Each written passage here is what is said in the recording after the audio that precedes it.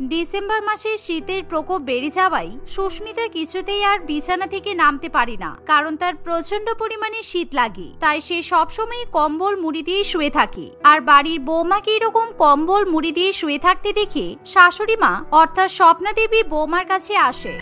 বৌমা, তুমি এরকম ঠান্ডায় কাঁপছো কেন? তোমার কি শরীর খারাপ? যাও তাড়াতাড়ি খাট থেকে নামো আর রান্নাঘরে গিয়ে রান্না বান্না করো, কারণ আমাদের তো খিদে পেয়ে গেছে।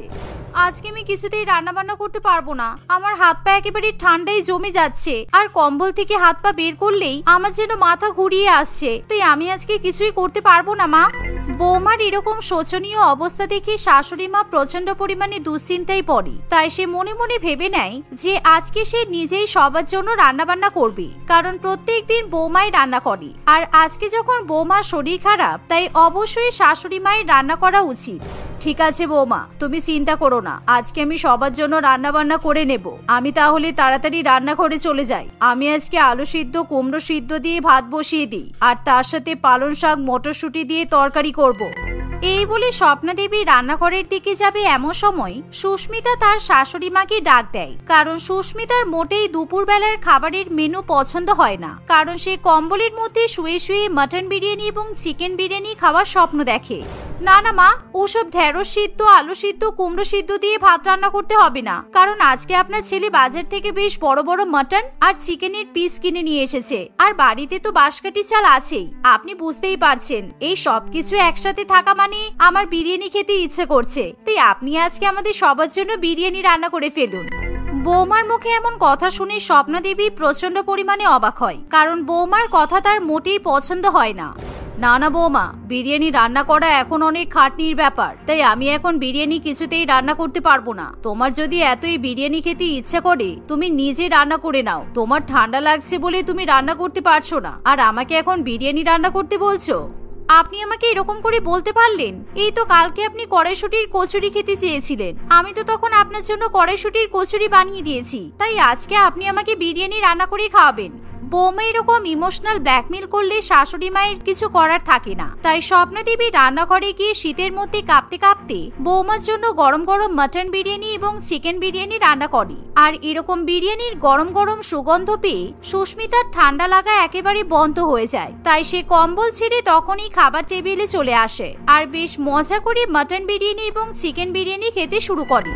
শুধু তাই নয়, সে টেবিলে বসে বসে একাই 10 প্লেট বিরিয়ানি খেয়ে ফেলে। আর তাকে এরকম ভাবে বিরিয়ানি খেতে দেখে বাড়ির সকলে প্রচন্ড পরিমাণে অবাক হয়। এভাবেই স্বপ্না মন ভরে পেট ভরে বিরিয়ানি খাওয়ার পর যখন ঘরে যাবে, তখন স্বপ্না দেবী তার বৌমাকে বলে, এ কি বৌমা, তুমি থালা ভর্তি করে করে এতবার করে বিরিয়ানি খেলে আর হাত না ধুয়েই ঘরে চলে যাচ্ছ কেন? ছি ছি ছি ছি, তুমি কি নোংরা? যাও ভালো করে আগে হাত ধুয়ে এসো। এরকম এঁটো হাতে কেউ ঘরে যায়?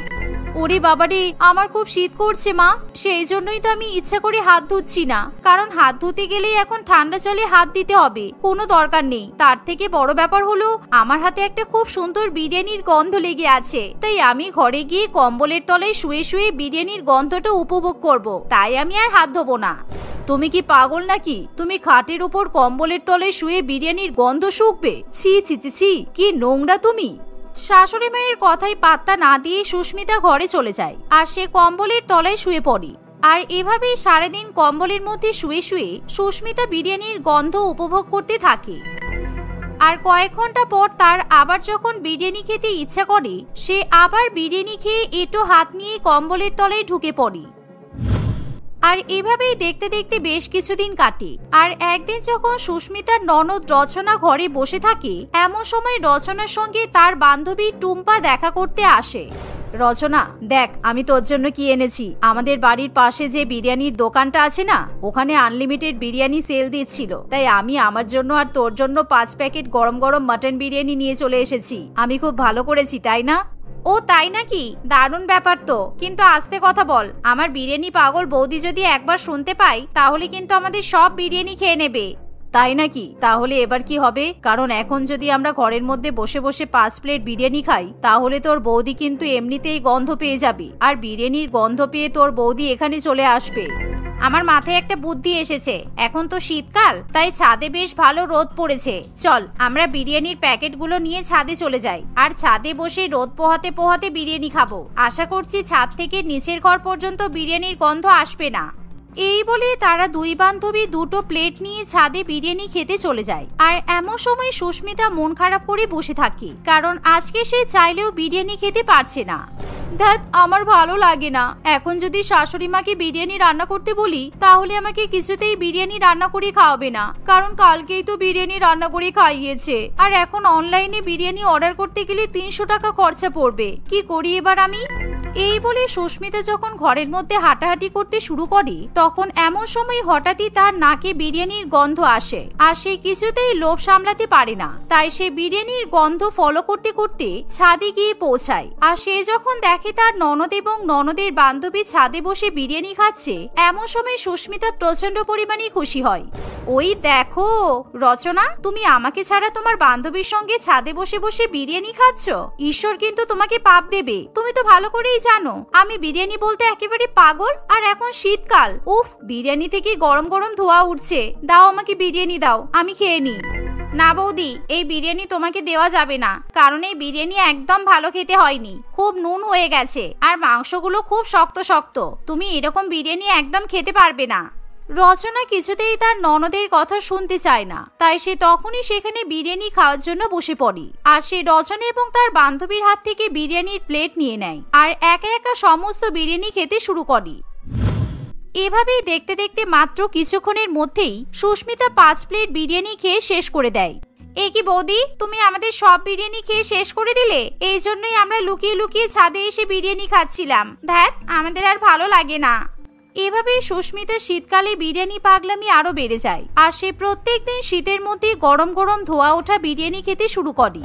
এই শীতকালে যদি একটা বিয়েবাড়ির নিমন্ত্রণ পেতাম, তাহলে বিয়েবাড়িতে গিয়ে কত বেশি বেশি গরম গরম বিরিয়ানি খেতে পারতাম, কারণ শীতকালে বিয়েবাড়িতে গিয়ে বিরিয়ানি খাওয়ার মজাই আলাদা। এভাবে সুস্মিতা বিয়ে বাড়ির নিমন্ত্রণ পায়নি বলে মন খারাপ করে বসে থাকে, আর সে তার বান্ধবীদের ফোন করে নিজের দুঃখের কথা ভাগাভাগি করে। এমন সময় সুস্মিতার প্রিয় বান্ধবী সুস্মিতা তাকে একটা খুব সুন্দর বুদ্ধি দেয়, আর সেই বুদ্ধি শুনে সুস্মিতা একেবারে নেচে ওঠে। ঠিকই তো, এই বুদ্ধিটা আমার মাথায় আগে কেন আসেনি বলতো? তাহলে তো এই শীতকালে প্রত্যেক দিন আমি ফ্রিতে বিরিয়ানি খেতে পারতাম। কোনো ব্যাপার না, আজকে আমি সন্ধ্যাবেলা ফ্রিতে বিরিয়ানি খেতে বেরোবো। আর সন্ধ্যাবেলা সুস্মিতা খুব সুন্দর করে সেজে গুজে তৈরি হয়, আর সে যখন বাড়ি থেকে বেরোতে যাবে, এমন সময়, কি ব্যাপার বৌমা, এই নাকি শীতকালে তুমি বাড়ি থেকে বেরোতে পারছো না, কিন্তু আজকে আবার এত সেজে গুজে কোথায় চললে তুমি? কোনো নিমন্ত্রণ আছে নাকি? হ্যাঁ মা, আজকে আমার বান্ধবীর বিয়ে, তাই আমি বিয়েতে যাচ্ছি, আর আমি রাত্রিবেলা বিরিয়ানি খেয়ে আসবো। আপনি আমার জন্য কোনো রান্নাবান্না করবেন না, ঠিক আছে? এই বলে সুস্মিতা তাড়াতাড়ি বাড়ি থেকে বেরিয়ে পড়ে, আর কিছুক্ষণের মধ্যেই সে এক বিয়ে বাড়িতে গিয়ে উপস্থিত হয়। কিন্তু সেই বিয়ে বাড়িতে যাওয়ার পর বর বউয়ের সঙ্গে দেখা করার সুস্মিতার কোনো ইচ্ছা থাকে না। সে তাড়াতাড়ি খাওয়ার জায়গায় চলে যায়, আর সেখানে গিয়ে সে দেখে যে মাটন বিরিয়ানি থেকে গরম গরম ধোঁয়া উঠছে। তাই সুস্মিতা কিছুতেই নিজের লোভ সামলাতে পারে না। ওরে বাবা রে, কত মাটন বিরিয়ানি! উফ, আমার শীতকালের বিয়ে বাড়ি একেবারে জমে গেল। আজকে আমি একেবারে গান্ডে পিন্ডে বিরিয়ানি গিলবো। এই বলে সুস্মিতা বেশি বেশি করে বিরিয়ানি খেতে শুরু করে, আর তার অন্য কোনো দিকে খেয়াল থাকে না। আর সে শীতের মধ্যে এত পরিমাণে বিরিয়ানি খায় যে ক্যাটারিং সার্ভিসের বিরিয়ানি সার্ভ করতে করতে ঘাম ছুটে যায়, যার ফলে তারা সুস্মিতার বিরিয়ানি খাওয়ার কাছে পরাস্ত হয়। ওরে বাবা, এই মহিলা কি বিরিয়ানি সাটাচ্ছে? দিদি, আপনি কোন পক্ষ, বরপক্ষ নাকি বউ? কি সাংঘাতিক বিরিয়ানি খাচ্ছেন আপনি। এই চুপ, আপনি বিরিয়ানি দিন, আর হ্যাঁ, সলিড মাংস দেবেন। আমি হলাম বিরিয়ানি পক্ষ। আমার একটাই উদ্দেশ্য, শুধু গরম গরম বিরিয়ানি খেয়ে ঠান্ডা মনকে গরম করা। এই বলে সুস্মিতা আরো বেশি বেশি করে বিরিয়ানি খায়, আর তার বিরিয়ানি খাওয়া দেখে সবাই প্রচন্ড পরিমাণে অবাক হয়।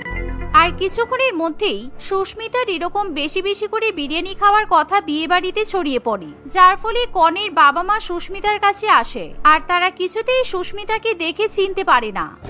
আচ্ছা মা, তুমি যে এত বেশি বেশি পরিমাণে বিরিয়ানি খাচ্ছ, আমাদের তো বিরিয়ানি শর্ট পড়ে যাবে। আর তুমি কোন পক্ষ থেকে এসেছো? তোমাকে তো ঠিক চিনতে পারলাম না। মা, তুমি আমার মেয়ের বন্ধু নাকি বরযাত্রীর কেউ? এই কেলো করেছে, আমি মনে হয় ধরা পড়লাম। আমার বান্ধবী আমাকে বলেছিল ভালো করে সেজে গুজে কোনো একটা বিয়ে বাড়িতে ঢুকে পড়তে। আর বিয়ে বাড়ির মেনু মানে শীতকালে বিরিয়ানি হবেই। ফ্রি ফান্ডে আমি বিরিয়ানি খাওয়ার লোভে পড়ে এরকম বিয়ে বাড়িতে ঢুকে পড়লাম, কিন্তু এখন মনে হচ্ছে বিরিয়ানি খেতে এসে আমাকে মার খেয়ে মরতে হবে। না মানে আমি বলছিলাম যে সুস্মিতা এরকম ভাবে আমতা আমতা করলে সবাই বুঝতে পারে সুস্মিতা কোনো রকম ভাবে নিমন্ত্রিত নয়, সে শুধুমাত্র ফ্রি ফান্ডে বিরিয়ানি খেতে এসেছে। তাই সবাই সুস্মিতার উপর প্রচন্ড পরিমাণে রেগে যায়। আমি তাই তখন থেকে ভাবছি যে তোমাকে তো আমরা কেউ নিমন্ত্রণ করিনি, আর তোমাকে আমরা কেউ চিনিও না। আর তুমি এরকম বেশি বেশি পরিমাণে বিরিয়ানি খেয়ে আমার মেয়ের বিয়ের বিরিয়ানি শেষ করে দিলে তো আমি কিন্তু পুলিশ ডেকে তোমাকে ধরিয়ে দেবো। তারপর কিন্তু ফ্রিতে এরকম নিমন্ত্রণ ছাড়া বিয়ে বাড়িতে ঢুকে বিরিয়ানি খাওয়া বেরিয়ে যাবে বলে দিলাম। এই বলে নিহার বাবু পুলিশকে ফোন করতে গেলে সুস্মিতা প্রচন্ড পরিমাণে ভয় পেয়ে যায়। তাই সুস্মিতা কোনো মতে বিরিয়ানির প্লেট ফেলে দিয়ে বিয়ে বাড়ি থেকে দৌড়ে পালায়। আর সবাই মিলে সুস্মিতাকে ধরার জন্য পিছন পিছন ছুটতে থাকে। আর এভাবে শীতের মধ্যে দৌড়ানোর ফলে সুস্মিতার প্রচন্ড পরিমাণে গরম লাগে। এভাবেই সুস্মিতা কোনো রকমে প্রাণ বাঁচিয়ে হাঁপাতে হাঁপাতে শ্বশুর বাড়িতে গিয়ে পৌঁছায়। এমন সময় সুস্মিতার শাশুড়ি মা তার এরকম অবস্থার কথা জিজ্ঞাসা করলে সুস্মিতা বলে, আর বলবে না মা, আমার খুব ভুল হয়ে গেছে। আমি আজকে বুঝতে পারিনি যে আমার এরকম অবস্থা হবে। ফ্রি ফান্ডে একটা বিয়ে বাড়িতে ঢুকে গরম গরম বিরিয়ানি খেতে গেছিলাম, আর আমি ধরা পড়ে গেছি। সবাই মিলে আমাকে মারার জন্য তেড়ে আসছে। বেশ করেছে, তোমার এত লোভ কেন আমি বুঝি না। বাড়ির বউ হয়ে তোমার লজ্জা করলো না? তুমি একটা অচেনা বিয়ে বাড়িতে বিরিয়ানি খাওয়ার জন্য ঢুকে পড়লে। তুমি তো বাড়িতে প্রত্যেকদিন বিরিয়ানি খাচ্ছ, তাও তোমার লোভ যায় না বলো? এমন কথা শুনে সুস্মিতা নিজের ভুল বুঝতে পারে। তাই সেদিনই সুস্মিতা নিজের কাছে নিজেই প্রতিজ্ঞা করে সে আর কখনো বিরিয়ানি খাওয়ার জন্য পাগলামি করবে না।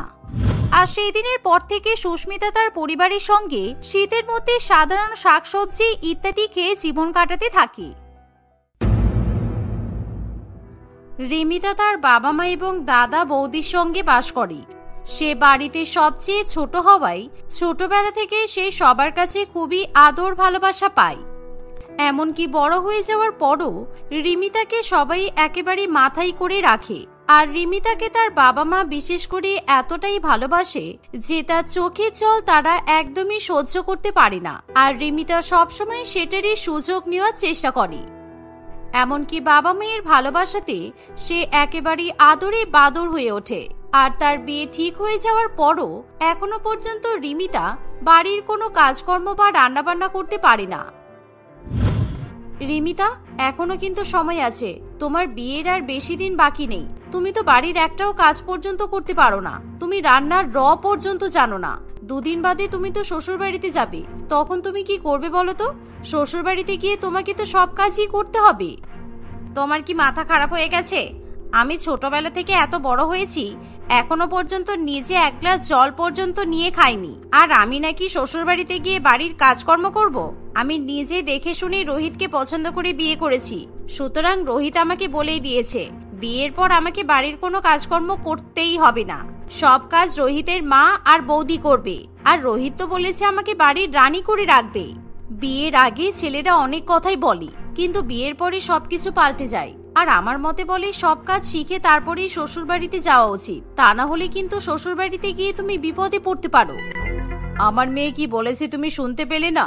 আমার মেয়ে শ্বশুর বাড়িতে গিয়ে কোনো কাজ করবে না। ছোটবেলা থেকে ওকে এত আদরে বড় করেছি, আরো শ্বশুর বাড়িতে গিয়ে কাজ করবে, এটা আমি কিছুতেই সহ্য করতে পারবো না। আমার মেয়ের কষ্ট আমরা কিছুতেই সহ্য করতে পারি না। রিমিতা শ্বশুর বাড়িতে চলে যাওয়ার পর ওকে যদি কেউ কাজ করতে বলে, তাহলে সেদিনই আমি আমার মেয়েকে বাড়িতে নিয়ে চলে আসব। আমরা আমাদের মেয়েকে কখনো কোনো কষ্ট পেতে দেব না। শাশুড়ি মায়ের মুখে এমন কথা শুনে দেবস্মিতা প্রচন্ড পরিমাণে অবাক হয়, কিন্তু রিমিতা তার মায়ের কথা শুনে প্রচন্ড পরিমাণে খুশি হয়। তাই দেবস্মিতা এমন পরিস্থিতিতে কোনো কথা না বলাই শ্রেয় বলে মনে করে। এভাবেই দেখতে দেখতে রিমিতার বিয়ে হয়ে যায়। আর বিয়ের পর শ্বশুর বাড়িতে গিয়ে সত্যি সত্যি রিমিতা কোনো কাজকর্ম করে না। সে সারাদিন শুধু নিজের ঘরে শুয়ে শুয়ে আরাম করে, আর খাবার খাওয়ার সময় খাবার খেয়ে নিজের রুমে চলে যায়। এরকম ভাবেই প্রায় এক সপ্তাহ কাটে। একদিন ছোট বৌমা বড় বৌমা একা একা কিন্তু বাড়ির সব কাজ করছে। তুমি একটু বৌমার হাতে হাতে সাহায্য করো। যাও, তুমি রান্নাঘর থেকে খাবারগুলো নিয়ে এসো। বড় বৌমা একা একা পারছে না, সকাল থেকে বেচারি ঘুম থেকে উঠে পর্যন্ত একইভাবে কাজ করে চলেছে। শাশুড়ি মায়ের মুখে এমন কথা শুনে রিমিতা প্রচন্ড পরিমাণে রেগে যায়। কি, আপনি কি আমাকে বাড়ির চাকর মনে করেছেন? আপনি আমাকে বাড়ির কাজ করতে বললেন? আপনার সাহস কি করে হলো? আপনি আমাকে হুকুম করছেন? আমার বাবা মা আমাকে ছোটবেলা থেকে তুলোই করে মানুষ করেছে। আমার বাবা মা শ্বশুর বাড়িতে আমাকে কেন পাঠিয়েছে? বাড়ির কাজকর্ম করার জন্য? আমি কি এই বাড়ির চাকর নাকি? রিমিতার এরকম ব্যবহার দেখে তার শ্বশুর বাড়ির প্রত্যেকেই প্রচন্ড পরিমাণে অবাক হয়। এসব তুমি কি বলছো বৌমা? আমি তোমাকে ঘর ঝাড়ু দিতে বলিনি, ঘর মুছতেও বলিনি, আর নাইবা আমি তোমাকে রান্না বান্না করতে বলেছি। আমি তোমাকে সামান্য খাবারগুলো রান্নাঘর থেকে নিয়ে এসে পরিবেশন করতে বলেছি, আর তাতেই তুমি বাড়ির চাকর হয়ে গেলে? শ্বশুর বাড়িতে থাকতে হলে এটুকু কাজকর্ম তো করতেই হবে। তাছাড়া বড় বৌমাই বা একা একা বাড়ির কাজকর্ম করবে কেন? তোমাদের দুজনকেই তো মিলেমিশে সব কাজকর্ম করতে হবে, তাই না? বাড়ির কাজকর্ম করার কথা শুনি রিমিতা প্রচন্ড পরিমাণে রেগে যায়। কখনো না, আমি কোনো কাজ করতে পারবো না। আর হ্যাঁ, আমি এরকম পরিবারে থাকতেই চাই না যেখানে আমাকে কাজ করতে হবে। আমি আমার মায়ের বাড়িতেই ঠিক ছিলাম। মায়ের বাড়িতে আমার বৌদিই সব কাজ করতো, আমাকে কখনো কোনো কাজ করতে দেয়নি। তাই আমি আজকেই এই বাড়ি ছেড়ে চলে যাব, আর আমি আমার মায়ের বাড়িতে গিয়েই থাকবো। এই বলে রিমিতা তখনই ব্যাগপত্র গুছিয়ে নিয়ে মায়ের বাড়িতে চলে যায়। আর রিমিতাকে দেখে তার বাড়ির প্রত্যেকেই প্রচন্ড পরিমাণে অবাক হয়। রিমিতা বাড়িতে এসেই প্রচন্ড পরিমাণে কান্নাকাটি করতে শুরু করে। কি হলো রে মা, তুই এরকম কাঁদতে কাঁদতে এলি কেন? কে কি বলেছে তোকে? আমাকে বল, তোর চোখে জল কেন? কে তোকে কাঁদিয়েছে? মা, আমি আমার শ্বশুর বাড়িতে কিছুতেই ফিরে যাব না। বিয়ের 1 সপ্তাহ হতে না হতেই আমার শাশুড়ি মা আমার উপর অত্যাচার করতে শুরু করেছে। তুমি জানো, আমার শাশুড়ি মা আমাকে বাড়ির কাজ করতে বলেছে, আর আমাকে বলেছে ওই বাড়িতে থাকতে হলে আমাকে বড় জায়ের মতো সমান ভাগে কাজ করতে হবে। তুমি তো জানো আমি বাড়ির কোনো কাজ করতে পারি না। আমি কি চাকর নাকি যে আমি শ্বশুর বাড়িতে গিয়ে কাজ করতে যাব? তাই আমি শ্বশুর বাড়ি ছেড়ে চলে এসেছি। খুব ভালো করেছিস। ওদের এত বড় সাহস, ওরা তোকে কাজ করতে বললো? ওদের কি টাকা পয়সার অভাব আছে? ওরা তো বাড়িতে একটা কাজের বউকে রাখতে পারি। আমার মেয়েকে কাজ করতে বলেছে। ওরা কি জানে না আমরা আমাদের মেয়েকে কখনো বাড়ির কোনো কাজ করতে দেইনি? কোনো দরকার নেই শ্বশুর বাড়িতে ফিরে যাওয়ার, তুই আমাদের সঙ্গেই থাকবি। শাশুড়ি মায়ের মুখে এমন কথা শুনে দেবস্মিতা প্রচন্ড পরিমাণে অবাক হয়। মা, এসব আপনি কি বলছেন? মাত্র 1 সপ্তাহ হয়নি সুস্মিতা বিয়ে করে শ্বশুর বাড়িতে গেছে, আর এই 1 সপ্তাহের মধ্যেই ও শ্বশুর বাড়ি ছেড়ে চলে এসেছে। কিন্তু কেন? আপনি কি একবারও সেটা জানার চেষ্টা করেছেন? আচ্ছা রিমিতা, তোমার শাশুড়ি মা ঠিক কিভাবে তোমার উপর অত্যাচার করেছে শুনি, যে তুমি শ্বশুর বাড়ি ছেড়ে পুরোপুরি ভাবে মায়ের বাড়িতে থাকতে চলে এসেছো? বললাম তো, আমাকে বাড়ির কাজ করতে বলেছে।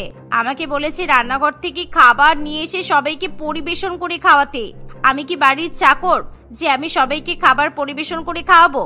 আমি 1 সপ্তাহ আগে পর্যন্ত মায়ের হাতে খাবার খেয়েছি, আর সেখানে আমি নাকি শ্বশুর বাড়িতে গিয়ে সবাইকে খাবার পরিবেশন করে খাওয়াবো? কখনো না। তোমার কথা শুনে আমি সত্যিই প্রচন্ড অবাক হচ্ছি রিমিতা।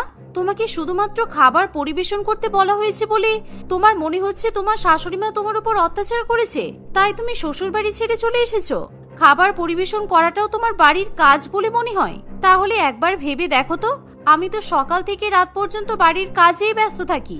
তাহলে কি তোমার মা আমার উপর অত্যাচার করে? এই, তুমি একদম বাজে কথা বলবে না। তুমি তোমার সঙ্গে আমার মেয়ের তুলনা করছো। তুমি জানো না আমরা আমাদের মেয়েকে কতটা ভালোবাসি? বিয়ের আগে রোহিত বলেছিল যে বিয়ের পর রিমিতাকে বাড়ির কোনো কাজ করতে হবে না, আর সেই জন্যই তো রোহিতের সঙ্গে আমি রিমিতার বিয়ে দিয়েছি। আমার মেয়ে আজ থেকে এই বাড়িতেই থাকবে, আর তুমি আমার মেয়েকে নিয়ে কোনো কথা বলবে না বলে দিলাম। আমার মেয়ে কি করবে না করবে সেই সিদ্ধান্ত আমি নেব, তুমি নয়।